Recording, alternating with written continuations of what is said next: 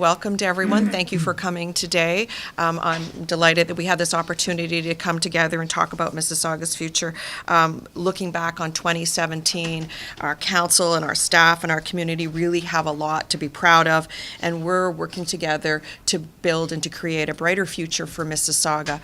On a sad note, I know that you're aware of the passing of a very popular, very hardworking, dedicated councillor. Early morning, I guess late night on Monday evening, Tuesday, we were all very crushed to hear that Councillor Jim Tovey had passed. And on Wednesday, we cancelled our General Committee meeting, and we had a tribute to our dear friend and our councillor who works so hard in the south of the city and has really responsible for the tearing down of the Four Sisters power plant. And he had a vision for a new community to be built on Lakeview. He's shepherding the West Village development as well, and responsible for so very much. So much in the south end of the city. It's a tremendous loss. He's extremely hardworking. He was had his hand in the arts, in culture, in music. He created the Music Walk of Fame for Mississauga. He was active with arts, including on the board of the Living Arts Center, active with the Mississauga Arts Council, active with the CVCA. He was passionate about the environment and sustainability. He was our representative on the Great Lakes Initiative. And because of him, we worked together, he and I, to move a motion at the Great Lakes Initiative Conference so that we could protect the Great Lakes and our St. Lawrence River Basin so that they may become a protected UNESCO Biosphere Reserve. And that's because of his brilliance, honestly. There's no one more passionate about the environment and sustainability than Jim was, or on arts, or music, or culture. And he sat on the CVCA board, the Business Improvement Area board. So many groups and organizations are feeling the loss. I know that I certainly am. And we had a beautiful tribute to him on Wednesday. So we are moving forward. Next week we will discuss a process for appointing an interim councillor.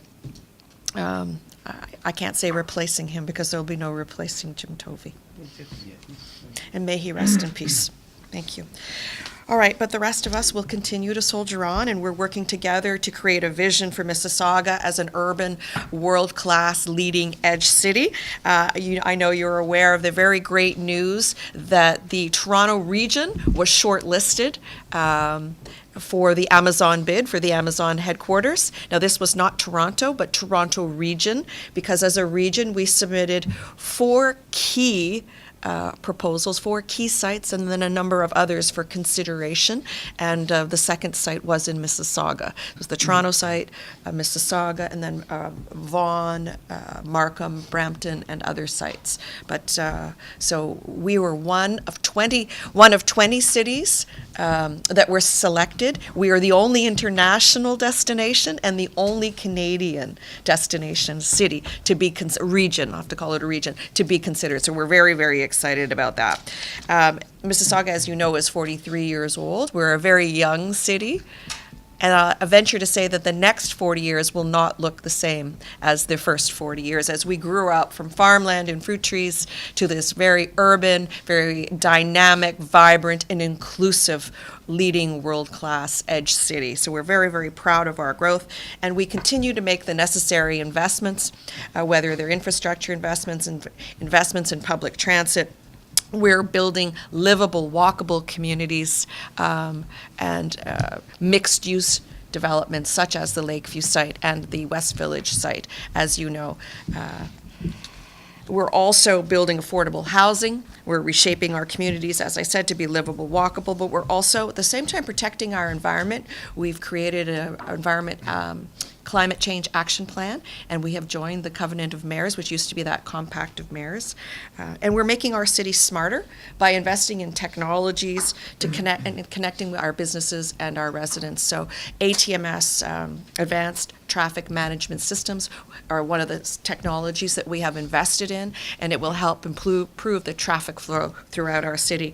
When people are do complain about traffic and congestion. We says it's a sign that we've grown up and that we've become a larger city.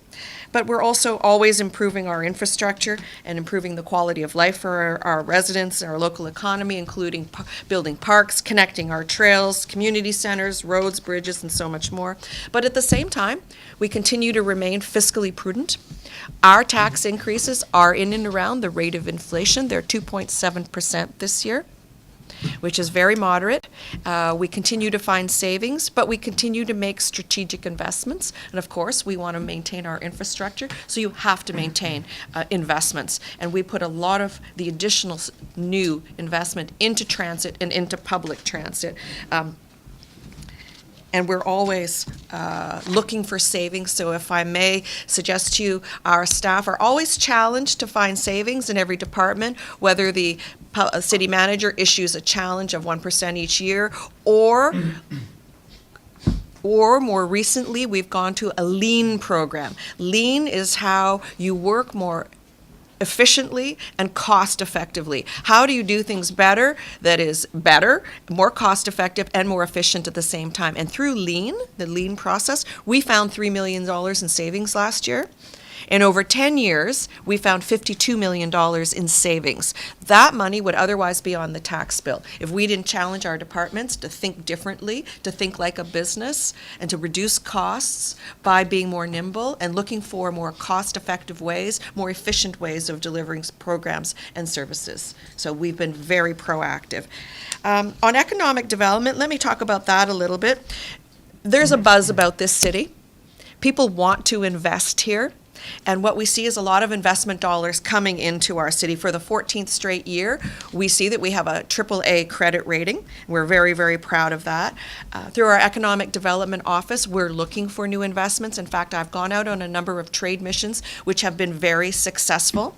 I have been to Japan twice. The first time was business retention and expansion, thanking those CEOs for their business, telling them we appreciate their investment. We have 100 Japanese companies in Mississauga. We're very, very proud of that. Many of them are in advanced manufacturing. Many of them are high tech as well. They're leading edge companies. But it was very important that they knew that the new mayor, as they see me, will continue on the relationship with those companies as the former mayor, Hazel McCallion. So it's very important that I pay a visit there and thank them for their investment and remind them if they're going to grow and they're going to expand, they have no place else to look but right here, and we would continue to service them and work with them. And they would still have the business-friendly environment and the very low-cost business structure that they have right here in Mississauga.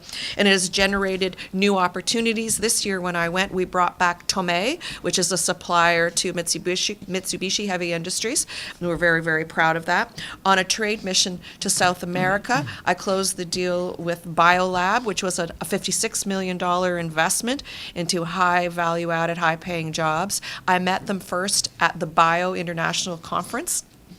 When I met them, they were planning to go to New Jersey, who was offering them free taxes for 10 years. Tax-free 10 years.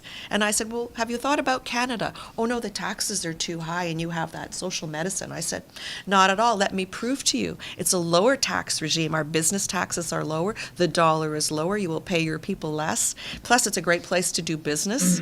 We have a soft landing program and a great quality of life. And they said, we're interested. Talk to us some more. So I made the trip to South America, to Brazil, and they said, okay, we will come and we will see for ourselves. So they put their other plans on hold. They came to the GTA, they went to Mars, and they looked around the GTA, and they said, she was right. This is a great place to do business. The business taxes are lower. The Canadian dollar is lower. This makes sense for us. And they asked, where should we locate our business? And at Mars, they were told, Mississauga. Mississauga has the life sciences employment cluster, the second largest cluster in life sciences. We have a strategy, a 5-year strategy to attract new life sciences companies into Mississauga. We're the only level of government that has a strategy to attract business to Mississauga in the life sciences sector. And we're very, very proud of that. And that's why we won the BioLab business. And they made the investment here. And I'm very, very proud of that. And just a few other initiatives by my office, because we're very proactive here. And we want to attract entrepreneurs. We want to attract in technology, high tech here as well, and including we want to address the issue of youth unemployment. So we were a number of initiatives from my office. One was the Mayor Small Business Forum, and maybe some of you attended. It was very, very well attended. I'd say 250 people came, very well attended, lots of follow-up, lots of just advice for small businesses on how to make the move, how to get into business, how to open their business, how to expand their business. It was a very good night, and I hope we will do it again. We had this year the third annual Angel One Investment Night.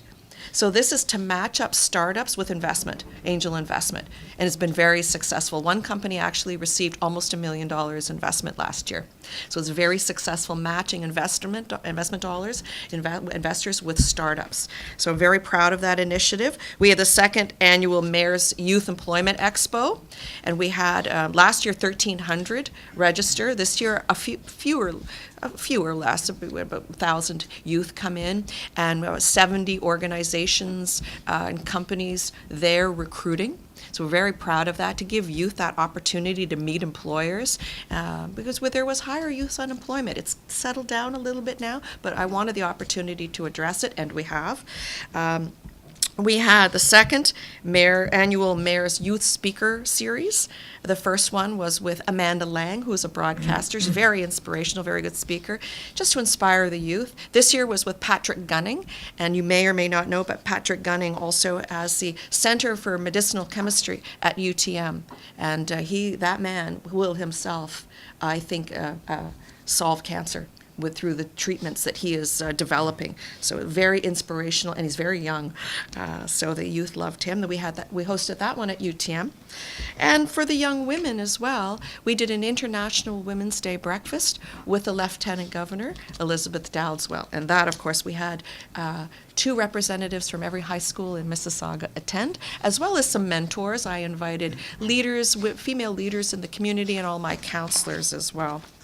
So those were some of the initiatives out of my office, and if I could I'll talk a little bit about transportation and maybe housing and some other social issues, and then I'll take your questions. Our key priority continues to be not only economic development, which I believe is prosperity building, bringing jobs to Mississauga, and I described how we do that a little bit, but transportation, continuing to invest in our infrastructure, but to invest in transportation as well. So we're always expanding our MyWay fleet to improve the service for our residents. We take 100% of our gas tax money, invest it into MyWay, which is the appropriate thing to do. A month ago, we opened the final station of our bus transit way, which is 18 kilometers of track, just north of the 403, runs parallel to the 403, and we're very proud of that. The Renforth Gateway Station open. There are 12 stops on this 18 kilometers, and there is 100,000 jobs along that route, leading right into the airport corporate center. That final stop on the Renforth Gateway, will connect with the Eglinton Crosstown in Toronto. You are able to connect into the airport or connect into the Kipling subway. You can pick up a connecting bus. So we're very proud of our transitway. As you know, our top initiative, our top priority with government continues to be the missing link. And the missing link would allow us to have all-day two-way GO train service on the Milton line. And we continue to lobby the government on that. We're a net importer of jobs now. We have 500,000 jobs here. And it's very important that residents from the GTA, as far as Cambridge and into Toronto, have the ability to come into Mississauga in the morning and go back home at night. Right now, the transit route works. The GO train stations, the GO lines, as you know, pick up people in Mississauga, take them to Toronto in the morning, and bring them home from Toronto. But that's not the path any longer. We're a net importer of jobs. People need to get to work in Mississauga. So we need that train to move both directions all day long so that they can pick up people in Toronto or in Cambridge or wherever and bring them to Mississauga in the morning and at night. There are 77,000 people employed along the Milton corridor and 46,000 alone in the Meadowvale Business Park. So that continues to be our top priority, and all levels of government are aware of it, and they're working behind the scenes to make that a reality.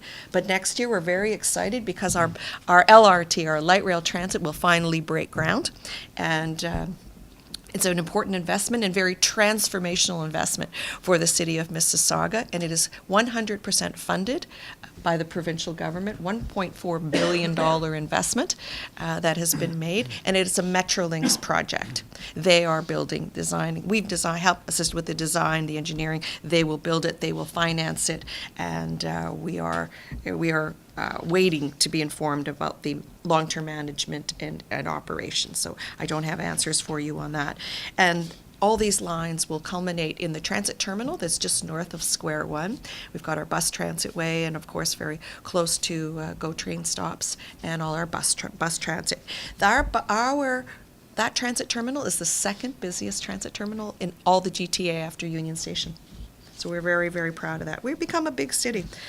What else can I tell you about? Savings, we talked a little bit about. It is in our DNA to provide good value for taxpayers' money. It's very important to us to keep our tax increases in and around the rate of inflation. But at the same time, as I told you, we do want to continue to make investments in our city. I'll talk to you a little bit about the developments going on in the city. As a result of the LRT, there are many changes being made along the Huron-Ontario corridor. You've seen the for sale signs of buildings that will be redeveloped. It is very important to us that there be accommodation made for affordable housing. And we're worried particularly about the middle class, and we have a strategy for middle class housing, which is called Making Room for the Middle. There are too many people that can't afford their rent. So we want to ensure that we've made a number of recommendations. There continues to be a stock of affordable housing for people earning around the $100,000 mark, right? People who are teachers or nurses or service people, just regular workforce people, that they continue to afford to live and work in Mississauga. We don't want to price people out of the market. So we want to incentivize developers to build what is affordable housing for families. And sometimes affordable just means smaller. You've seen units get smaller and smaller. In fact, in some of the new developments, they're 500 square feet. Well, this is not what we're talking about, because we're talking about accommodations for families. So whether we provide subsidies, whether we waive or defer their development charges, or the province or federal government gives incentive to developers to build family-sized affordable units, whether they're condominiums or smaller homes or stacked townhomes. We have a strategy. We're the first city to come up with such a strategy, and we'll make that available to you if you're interested. And we're very, very proud of that strategy as well. So that's along the Huron-Ontario corridor, and you see the growth in the downtown, and that is also as a result of the LRT being built, because of course it's walking distance. The light rail transit will loop around the downtown. So it goes north-south on Huron-Ontario to become that north-south spine of a regionally integrated transit network, but it'll loop around the downtown. So it makes all these condominiums, all these individuals who live in these condominiums, they can walk right to the LRT train and connect to the GO or connect to the transit terminal. And it's changed the downtown as well. I have 22 new towers breaking ground the next 5 to 10 years. 22 new towers in the downtown. Very proud of that. And then if I go back to Councillor Tovey's area in Ward 1 along the south, as you know, he and his group, the Lakeview, were responsible for bringing down that power plant, the Four Sisters, and a new mixed-use community will be built there. Ontario Power Generation, OPG, owns that lands. And they put it out for open tender, and they're finalizing a consortium. It hasn't been awarded yet, but it's pretty close. And there will be 167 acres that will be built upon. They've given 67 acres back to the city, and of course they've given about 50 acres as well for conservation park in that area as well. So we'll have a new mixed-use community on 250 acres, waterfront. I ask you, where in North America do you have 250 acres on waterfront, prime land to be developed to a livable, walkable community, mixed-use community? Very, very proud of that. And that was really Jim Tovey's vision. So we have to honor and protect his vision and his legacy, and we've made a pledge and a promise that we will do so. And just a little bit further to the west is the West Village, 72 acres on the former Imperial Oil lands. That was awarded out to a consortium, and they have already started to remediate, clean it up, because it was a brownfield. Again, a mixed-use community. So we're very proud of that. And then next, along the waterfront as well will be the marina lands. There will be a plan for the marina lands. They're owned by the federal government, Canada Lands Corporation. So we'll work with the federal government. We've zoned it based on the community input, and we will work when that's awarded as well to shape it into the vision, our vision and the community's vision. And I know they're very interested in protecting the marina that is there. So we have a lot going on in our city with respect to what's going to happen in Cooksville, vision for Cooksville, Inspiration Lakeview, which I've talked about, Inspiration Port Credit, which I've talked about a little bit, My Malton, how will Malton continue to grow and develop, the Ninth Line Corridor, those are the lands we took from Milton. We have a plan for the Ninth Line lands. Dundas Connects, how will Dundas Street look different? We've received funding from Metrolinx to analyze the Dundas Street corridor, whether or not it's ready for higher order transit. We did an analysis, and it is ready for bus rapid transit, dedicated bus rapid transit from the Kipling station to here, Ontario. Not to the west yet, and not LRT, but bus rapid transit. So we'll be looking at implementing that in the few years to come. The Britannia Farms, there's a plan on the Britannia Farms. That is not our land, it is school board land, but we're working with them to zone it and to develop a portion of it in the front, but protect that beautiful farm. And then finally in the downtown, we have a Downtown 21 plan on how do we create a livable, walkable downtown where people want to come to eat, to socialize, for recreation. We have very vibrant square, Celebration Square, as millions of people come through. You know that every weekend we have a new celebration, a new festival, and it attracts people from far and wide. Sometimes we have 50,000 people at the square on a weekend for a celebration, but we want more to do in the downtown. Where do they go to eat following, or, maybe have a nice dinner or do some shopping, not inside the mall, but in and around the side streets as well. So we have a plan for more vibrant downtown. We're calling it the Exchange Plan. And then finally, the last thing I'll talk about maybe is all of you and the generosity the cultural communities have, the contribution you have made to our city. For instance, I'll give you just one example. This year during Thanksgiving time period, I issued the second One Bag Challenge. It was a food drive for the city, for the people less fortunate. We have 9 food banks. We have 17% of our residents still living below the poverty line, the LICO line. 50% of those are children. So we had another food drive. It was called the One Bag Challenge. Many of you participated, and I'm delighted to tell you that our goal was to raise $100,000 and 200,000 pounds of food, and we raised $225,000 and 265,000 pounds of food. But this is your generosity. I mean, I was the catalyst and challenged you to do it, but this was the community coming forward. And I have to say that a lot of it was the cultural communities that really stepped up, whether it was a Vietnamese community, the Chinese community, many of the mosques that challenged each other. I just give you one example, the Ahmadi community last year gave $5,000 and 10,000 pounds of food. This year, the Ahmadi community gave $10,000 and 25,000 pounds of food. So we're very, very proud. And that's just one example, because all the mosques challenge each other as well, and we're big contributors. So I'm very, very honored that you respected the food challenge, and really, they had enough food right until January, and now they're out collecting again. So we went a long way to helping the people who are needy in Mississauga. And it's hard to imagine that in an affluent community like ours that there are people who are needy, but there are. There are newcomers, newcomers to Canada, refugees. There are also people who are between jobs, fall on hard times. So there are people who need our assistance. So I thank you for your warmth and your generosity and everything you have contributed.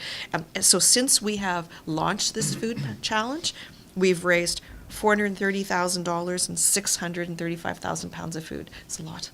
So I'm very, very proud of the city of Mississauga and the residents who have come forward to help. So we live in a beautiful city, a vibrant, dynamic, inclusive city.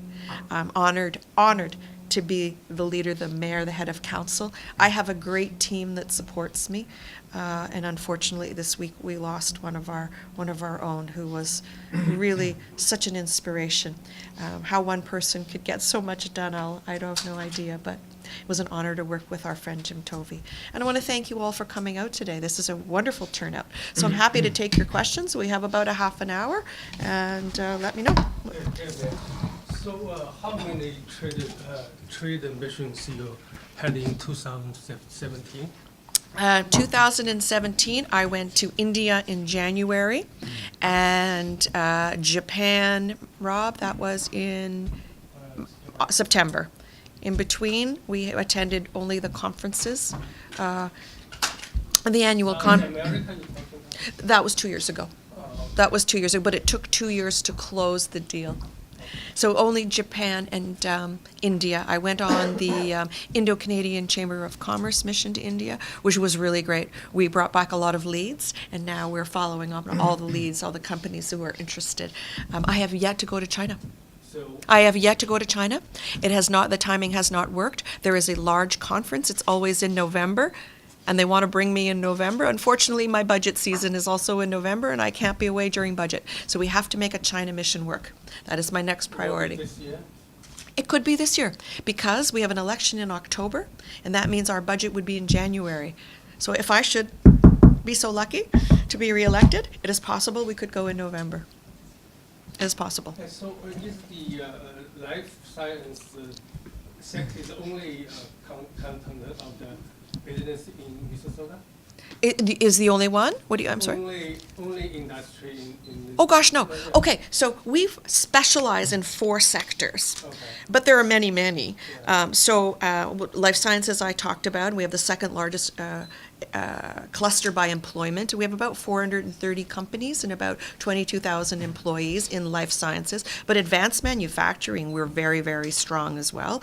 And that includes things like aerospace and aerospace industries. We're also the second largest cluster by employment after Montreal. But it also includes clean tech, food and beverage processing. We have 90 head offices of food and beverage in advanced manufacturing as well. So we have life sciences, advanced manufacturing, of course, tech. Right? Tech is the fastest growing and probably the largest with the most small companies, right?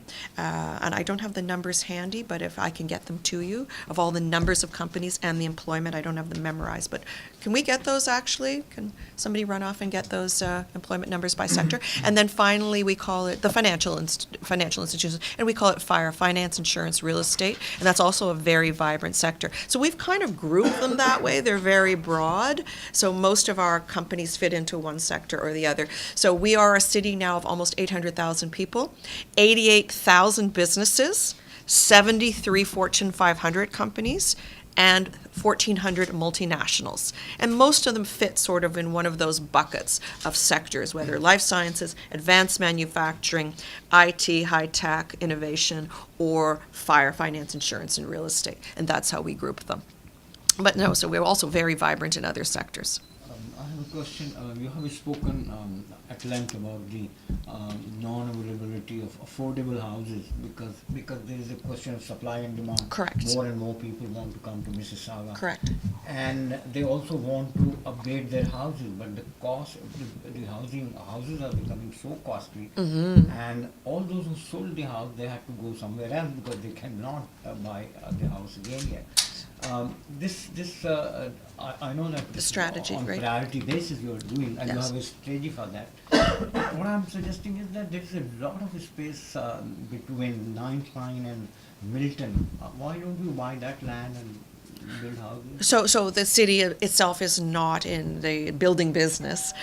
We do own a little bit of that land, but so Mattamy Homes owns a lot of that land, and there are individual smaller developers that own pockets of it. Some of it we've zoned for community use, so there could be a community center. Some of it for religious organizations as well. We know that there are some groups want to build a mosque, other groups, there are some small churches there now as well. So we are zoning it. Right, we are zoning it, but we don't own very much of it. We may use some of it for a transit terminal as well. Our the portions that we own would be either transit or community use, but certainly there are developers there. But don't forget, there's a lot of wetland there as well. So we have to respect the natural environment that exists as well. So there are some opportunities maybe to channel some of the wetland, the water, but, you know, this is for them to figure out. But there is an opportunity to build some housing there, yes. Yes, thank you. 1-2. How realistic it is for Amazon? I mean, it's really great news. I think it's very realistic, actually. The last 20 cities, and you know what, very glad to see that. Yes. The only thing is that, are we getting a heart attack? So listen, here's the good news. We did not have to offer any incentives, and we're still made the shortlist. Are you good? And I'll tell you why we made the shortlist. Because of our quality of life, yes, but because we have highly trained, highly skilled people. For instance, in Mississauga, 2/3 of our population has post-secondary degree, and that's what they're looking for. 50,000 people who are highly skilled, highly trained, and can do the job. There are very few places in North America where that exists. And in some of those locations, I'm not sure it exists. I think Boston, it exists. Toronto region, it exists. Some of those other cities, towns, municipalities, I'm not so sure that that exists. Oh, you can pass that around. Sure, perfect. Yeah, that exists. And that's why I think there's a lot of optimism that we could make the next short list. They're going to be visiting all the sites now, all the 20 cities that have been selected. And some of them have offered huge financial incentives to build trains and bullet trains, and we haven't offered anything. Just that we will invest further in education, in STEM and in AI. That's what the provincial government's commitment was. And we're still on the short list. It's because they know we have what they need. Highly trained, highly skilled people and a great quality of life where their people can live. And we invest in public transit, and we're investing more and more each and every day to allow people to get around. So I think we could see us on the next short list as well. And who knows, maybe they want to hedge their bets. Maybe they want an international location for their second headquarters, right? I think it would be northeast somewhere, because there's Seattle, so they're going to go northeast. So I think it's between us and Boston, frankly. That's what I'm thinking. That's my prediction.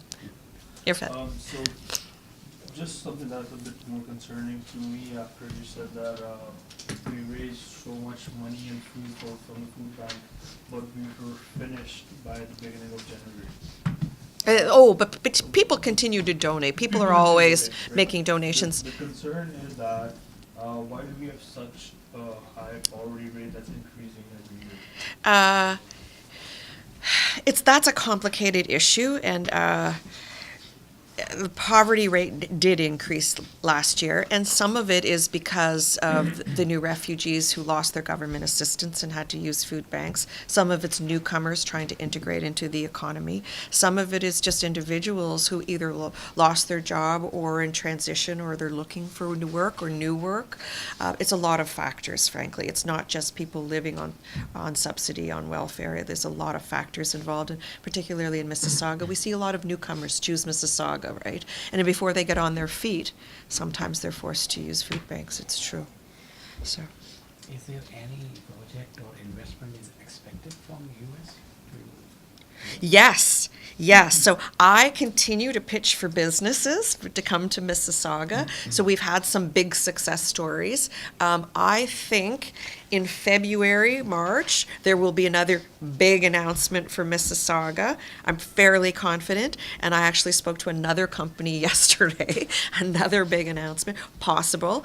The one in February, March is for sure. I just can't tell you what it is, but you will be saying, go Mississauga, go, when you hear big employer. So you'll be and I'm always. So we work with Toronto Global. They're our foreign direct investment arm, and we pool our money as a GTA. So all of us fund them. Provincial government, federal government, and all the municipalities in the GTA fund Toronto Global, and they're out with the trade commissioners at the province and the federal government looking for companies abroad looking to expand, looking for a North American footprint. And we have what we call like soft landing program to make it really easy for companies. And then I'm always pitching that business. They brought me a company that said, okay, this company's coming to the GTA.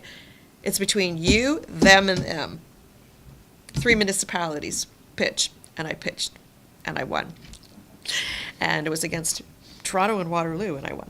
And we haven't announced them yet, but that's coming in February. So this is we only announce the really big ones, but there are companies coming every day, and that's why we say 88,000 and 73 Fortune 500s and 1,400 multinationals, but companies coming every day. Oh, so you look in front of you is our key sectors. And these break down even further. So I talked about the 4 buckets, but life sciences, 430 companies, more than 22,000 employees. Aerospace and advanced manufacturing, 330 companies, a lot of the big ones, and over 27,000 people employed. Financial services, I call it FIRE, over 1,000 people employed, over 41,000. And why there are more is because a lot of those are the real estate office, mortgage brokers, insurance brokers, those are small operations, right? But lots of them, right? 41,000 people. Food and beverage, 720 companies, 30,000 people employed. Food and beverage, as I mentioned, 90 head offices here. Information communication technology, ICT, 700 plus companies, but a lot of them are smaller, right? You see 30,000 people employed. So there are many, some of the big ones and some of the small ones. Automotive, I will share that even though there are 550 companies, 20,000 people employed, there are the suppliers to the big automotive companies. And then finally, clean tech, which I usually group under advanced manufacturing, but it's a huge up-and-coming industry, 415 companies and over 15,000 people employed. So this is how we've broke it down in our analysis. It's just easier to group it in the 4 sectors. But we do have a very active life sciences strategy to attract life sciences companies here, and also an industrial employment strategy, because the advanced manufacturers have said it's very difficult for them to hire and retain people. So we're working with a lot of the colleges to help to create programs to train them for the advanced manufacturing firms that we have located here in Mississauga. We have a strategy around that as well. Whereas if we minimize this unemployment, so for that, as you mentioned, that The youth unemployment, yes. Small yeah. business forum you mentioned, so you are doing Yes. it on a quarterly basis or? So no, we did this once. Okay. It was very, very successful, and I think we could do it again next year. But at the same time, this is something that the Board of Trade could take on. So we took it on because we wanted to help promote small businesses and entrepreneurs, because I have a mandate that talks about building the tech sector, building innovation sector. And so a lot of these small businesses that came forward are in the tech sector, in the innovation space. And that's why we also hosted that Angel Investor Networking Night to give startups some investment dollars, right? So this is very important to me. But this is also, and the Board of Trade could also organize something like this. It's not something I can do regularly. I mean, I'm really not in the event business like this, but we saw the opportunity, and wow, we saw the outcome. So many signed up, registered, and participated, and thought it was very, very worthwhile. So I would do it again. Maybe not this year, as the election year, it'll be busy. Maybe next year I'd do it again. And this lady, and then you. Okay. So I have 2 questions. Yeah. So you mentioned you held a small business forum. Yeah, that's what we were just Right talking now about. we're also facing the minimum wage rise. I think some small business already, facing some challenges. Yes. about that. Did you receive any comments from small business? We talked about it. So we talked about it, and certainly this is provincial government legislation. And the one good news is that after they received the feedback, they phased it, they transitioned it over time so that it didn't go from $11.65 right to $15. It went to $14 in 2017 and $15 in 2018. It impacts the city. $1 million this year, $2 million next year.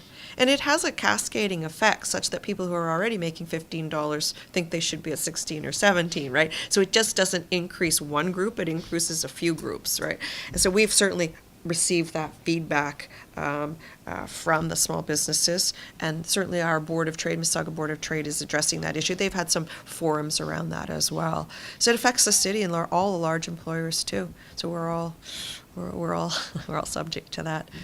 So the other one is actually we are seeing Mississauga is more and more diverse. I want to know, Yes. are there any project related to us, the community? For example, I remember there was a big development, Water. Chinatown program. Yeah. I'm sorry. So the question is programs for the diverse communities. How? Like any other projects related to the different culture communities? And also, I remember there was the Chinatown redevelopment project. Right, Yes. but that was a private initiative, so I guess the one thing I can point to very proudly is that we created the DIAC, the Diversity Inclusion Advisory Committee. Actually, Irfan is a member, and so we chose people from all the communities that are, especially in the top 10 speaking languages of Mississauga. So we have Chinese, Mandarin, Cantonese. We have, I think, Lillian and Stephen on the committee. We have Urdu-speaking, First language. Punjabi. Urdu is the first language. So I don't know what the question is. It's just speaking. I'm not sure. It's not first language. Hmm? Yeah. So let me finish. So the 2 Chinese languages and Urdu, Punjabi, Polish, Arabic is very big for us now. Arabic is the 5th most spoken language in Mississauga. 5th. It's grown. And then there are the Italian, Portuguese, Filipino, the Tagalog language. So we made sure that all the groups were reflected, because even though I'm a strong supporter of diversity and inclusiveness, our council is not so diverse. I'll be very honest. I'll be very honest. Even though very good candidates have run, they were not, may I have that cup, please, as well? They were not elected. There will come a time, maybe this time, that there will be an appointment, maybe this time in 2018, we will have more diversity people. So we wanted to be sure we had an ear to all the diverse communities, and they were advising our council. And we have made some very positive changes. Let me tell you, it's sometimes tough for us to fill a committee of 10 people. Not a lot of people want to sit on library board. Okay, if you want to, I'll put you on anytime. But we had 180 applications for DIAC. And it went from a committee of 10 to a committee of 20 so that we could get a good balance. And we interviewed 80 people and took 20 of them. It's a great committee. And it made some changes. We're now doing flag raisings for national days, nothing contentious. We light our square, again, nothing contentious. And also, what else have we done? Okay, parking considerations. So we used to give parking considerations, meaning that we only have 3-hour parking, but you can do 15-hour parking on special days. So it was only statutory holidays, but one of the councillors introduced Easter, because Easter was a Christian holiday came up, and I said, well, if you're going to introduce Easter, we got to look at Eid, we have to look at Diwali, we have to look at a lot of other holidays. And so we did, but I think the way we're going to deal with it is just extending the because there were too many holidays to deal with, just extend parking for everybody. But it was important for us to focus on that. Oh, here, one more example. We only allowed fireworks during Canada Day and New Year's Day. And because Chinese community came to us, said, we'd like for Chinese New Year fireworks. South Asian community said, Diwali, we light fireworks at home. So we allowed that consideration. We said, we want people to celebrate in the way they want to celebrate. So if the Chinese community want to light fireworks for Chinese New Year, they should. Diwali, same thing. You want to light fireworks for Diwali? We understand that, because it's not just about New Year's and Canada Day. It's now about Chinese New Year and Diwali too. So these are important changes we have made. They're small, but we're listening. It shows that we're listening. And it was the Diversity Inclusion Advisory Committee that made us aware that we could make some small changes to make people feel a little more included. And those are good. I think those are good. And there'll be more, but there's some small ones. So those are some initiatives under inclusiveness. And of course, the Celebration Square is used every weekend by different groups.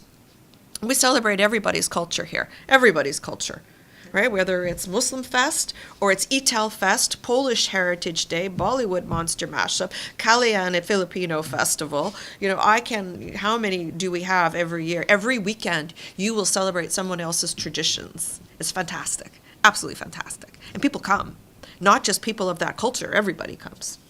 So I'm very proud of that. Yeah.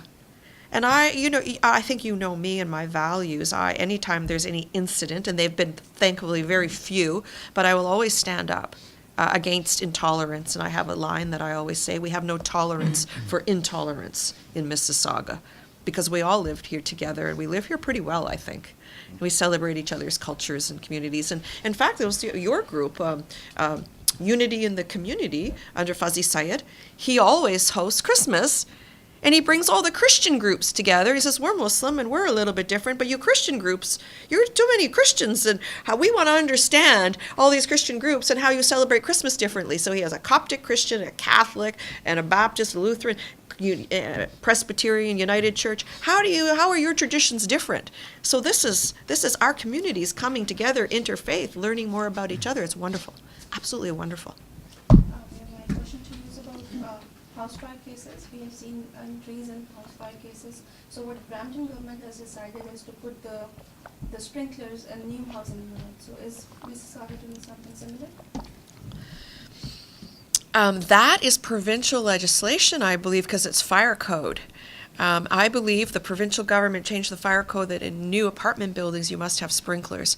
I wasn't aware that they had moved to put them in new housing developments. Now, don't forget that we don't have a lot of new housing developments. A lot of ours are infill, and they're townhouses, stacked townhouses, and they're condominiums. So in condominiums, they're automatically going to be there anyways. Any multi-residential unit, there will be sprinklers. So we are not building tracts of subdivision in the way Brampton is.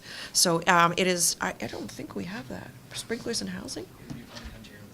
It's I believe it is the Ontario Building Code, not a Brampton Building Code. Okay. My question is, Yeah, 1 second. She asked first, and then you're.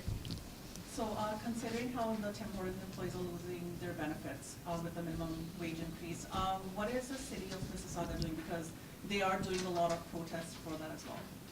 Our employees? No. Temporary. Tim Hortons. So this is a provincial legislation, and I will tell you, I think it's wrong what some of the franchisees have done on the backs of their employees. It is wrong, and they need to stop. They absolutely need to stop trying to recoup whatever changes, financial changes, the cost impact on the backs of their employees. They must stop. It's wrong. We haven't had anything like that here. We've made the changes, and we'll make the adjustment. It goes on the tax bill. Yes, Mr. Lu. my question is there any university start for Mississauga here, or just for campus here? So listen, we are very proud because we have University of Toronto Mississauga campus. It's one of the largest campuses and very vibrant. And they have recently built the Institute of Management and Innovation, a new college, a new department. Also Academy of Medicine, and they're growing all the time. I hear they may even have plans for an engineering school, so very, very exciting plan. Always something there, always something at UTM building. Also, we have Sheridan College with their business school, and they are now looking at their third building, right? Third building? So that campus is expanding. On the Lakeview property, we have an opportunity to put yet another post-secondary institution, and we've been looking quite closely. We're also looking at creating an innovation center. So Ryerson, there is a DMZ, Digital Media Zone, and we're looking at doing something similar here at Sheridan. So that's very good news too. But I'm sure that on the Lakeview campus, there will be some post-secondary, potentially even on the West Village, which is the Imperial Oil Lands. There's talk of something there too. So yes, we are looking, but we have a number of private colleges as well. Do you know that number? 22 within the hour, but no, quite a number of private colleges in Mississauga as well. But we do have UTM and Sheridan colleges. We have many private colleges as well. Because they can't Yeah. afford very. Brampton is having a new university. Do you have any plan to have your own university? Well, we do. They're trying to catch up to us. They're bringing Ryerson. They're bringing a Ryerson campus. We have UTM, which is a very low. We've had youth at 20,000. About 20,000 youth already at UTM. Sheridan College, 10, 15? Yeah, 5,000 at Sheridan. Plus, there's the opportunity at Lakeview also. So, Your future plan is definitely very excellent. You have any plan for the reducing house taxes and hydro taxes? hydro taxes are completely provincial government. Housing taxes, it is my commitment to the community that housing taxes, property taxes remain in around rate of inflation. Let's be realistic. I have to continue to make investments so that we have a world-class city and that our infrastructure doesn't fall apart, that our roads are paved, that our bridges don't fall like in Quebec. We've seen examples of bridges that have been problematic, right? That our sewers are working. We had to implement the stormwater levy so that we could build stormwater ponds and we could fix the underground network and fix the erosion that occurred on our creeks. And I need to continue to invest in public transit. I need to improve routes so that people can get to work, go to their appointments, go to school. This was a city designed around a car. I need to continue to make investments in public transit to get people out of cars and onto public transit. So realistically, I have to make investments every year so we don't fall behind. However, I look for savings. You may have missed it. I was speaking about this before you came in. We look for savings every year to balance it out. So last year, we found $3 million in savings by using a lean process. And a lean process is to look for more efficient ways of delivering programs and services that's more cost effective. And we found $3 million in savings. And over 10 years, whether it was a 1% cutback challenge or through lean, we found $52 million in savings over 10 years. That's pretty good. That's pretty good for a city of our size, that otherwise that money would have been on your tax bill. So it's not realistic to have no tax increases because I want to continue to invest in the city, right? And a lot of my costs, quite honestly, it's the labor component. It's the labor component that drives our costs. So it's all dependent on the $15 minimum wage or the contract that's settled with the transit workers or fire and emergency services, whatever we negotiate with the union. If they negotiate a 2% or 3% increase, that goes on the tax bill. One of my largest cost drivers is labor costs. So it all depends on what the contracts they negotiate are for, right? And then I have to find savings elsewhere because I want to continue to improve our my-way transit, and our roads, bridges, and sewers, right? There's a problem. One, two. In the community that these developers are creating some problem and there are some issues going on. So how the city is addressing these kind of problems? What kind of problems? Like developers are doing what they're doing, that they're putting advance payments and things like that, and then they are waiting. There's a problem in Milton also with the MATME. Well, I can't address Milton. Since I have become mayor, we have changed our processes in planning and building and also at fire and emergency services. It is much easier to get your plans through now. We even have e-plans, which you can submit electronically, which makes it much faster. A lot of the tie-ups used to be in fire to approve the plans, the permits in the fire. They've hired more people, they're better trained, the process is smoother. And now we have a planning ambassador, so that if you need to get through right away and you don't know who to call, you call him. He follows up on your plan. He gives you advice too. If you're a small builder, the big builders, they have their own people and they know everybody. They know the planners, they know the people in the building bio, they know everybody. They don't need help. It's the smaller builders or the individuals. If you want to renovate your home, you don't know who to call. What do I do? This guy is the one point of contact for everybody. So we have changed the system and it's much smoother now. We've reduced the red tape and it's much smoother, much faster, much easier to get your plans through. Now, I will tell you, we always hear, oh, it's tied up in planning, it's tied up, you people sat on it too long. And then we go back and we investigate and it says, well, our planning asked you to make these changes and then resubmit. You resubmitted, but you haven't made these changes. So often the fault is on the other side. Not 100%, I'll take some fault, but I would say about 80% of the problem is because they have a planner that's a consultant that has told the people, yeah, it's not my fault, it's not my fault, it's the city. It's not my fault, I've got it all in. It's usually their fault. People have 1, 2. concern these days, especially the school buses are late. School board issue. Yeah. I wish I could run the school board too, but I cannot. They have their own administration. Malik Saab. Your worship, very happy birthday. Your birthday. Oh, it's not for a long time, thank you. Oh. And we are celebrating it on 6th of February at Millen Banquet Hall. Yes? Everybody's welcome. Yes? It will be on 6th of February at 6 p.m. at Millen Banquet Hall. Fantastic. So all the media is invited, and you will have We plenty have of to time. Malik Sahab, not the city. Oh, yeah, yes, it's I got another invitation from the Because Daldas city is the Street first time Summit. invite me. Oh, Yeah. you're We invited. didn't have a data for ethnic media. It's Okay, okay. so let me tell Issues you, of ethnic media. so there are two, these are private functions, okay? So there are two, 6th and then on the 7th, so you Yeah, can go to 7th either also, one. yeah. But 7th this is a also. public event, and you are invited, and you will have plenty of time to. Where is the seventh? 7th is at the Aaron Mills Pump, my girlfriend's created that one. Yeah, that's fine, yeah. So either one, I'll be at both. If If you can't come on the 6th, come on the 7th. If you can come on the 7th, come on the 6th. I say, Moin, you have girlfriend is coming. No comment. People have concern about some intersections, they are very dangerous. Okay. People think that when we are Those- going to left turn, there must be arrows. Do we have a specific intersection? Yes, Dixie and Blue. Dixie and Bloor. So any specific intersection we have a problem with, you email it into me or into the counselor, and we'll go study it and see if there's, like, sometimes you need 2 left turn lanes. This is an easy solution. But they do study these. They do study these. So anytime you see that there have been increased incidents of accidents, email that to me or to the counselor, and we'll have it reviewed. One more question? With all the domestic dispute cases we have coming, what do you think, how can you make people aware of them, or do they even know that they help, like they have the option to get help? Ooh, domestic abuse.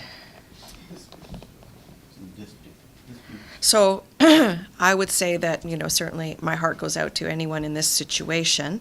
I think there's assistance at Region of Peel? Region of Peel. It's not from the city. I mean, keep in mind that I build bridges, roads, and sewers.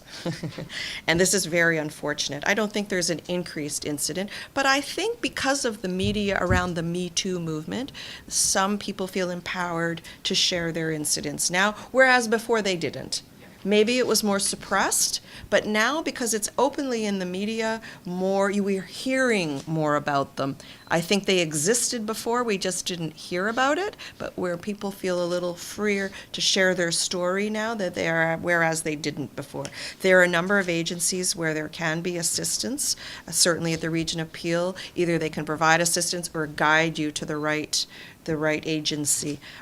If there's anyone that you want me to speak to or intervene, I'm happy to do it personally, but at the city we don't deal with social issues of that nature.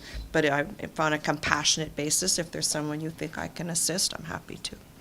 So on a soft note, I want to say something. Okay. So one thing is that please increase some budget for the community newspapers. It's our request. Okay. Well, you need to talk to the Diversity and Inclusion Advisory Committee. They make recommendations around that. Brampton City and Toronto City are giving the to the ethnic. I think we are. We are rotating it. Let me say, there are so many of you. We get a little bit confused. So I think the decision has made is that we are doing it. It's on a test basis to see how successful. And you may get one ad, and the next one you will get, and then the next one you will get, just to spread it around a little bit. So meet the media community newspaper every 6 months. please. Every 6 months. Okay. Thank you. Last comment, because we need to get going. Why only newspaper, why not for all media? No, sorry, all media. All media. All media. All media. Yeah, sorry. All media. Actually, I mean that all media. Yeah, all media, Electronic- the television is also. Of course. Service a lot of times. Exactly. Yeah. Exactly. I want to thank everyone for coming out today. I hope you found this worthwhile. It was great to see everyone, and thank you very, very much. Thank you.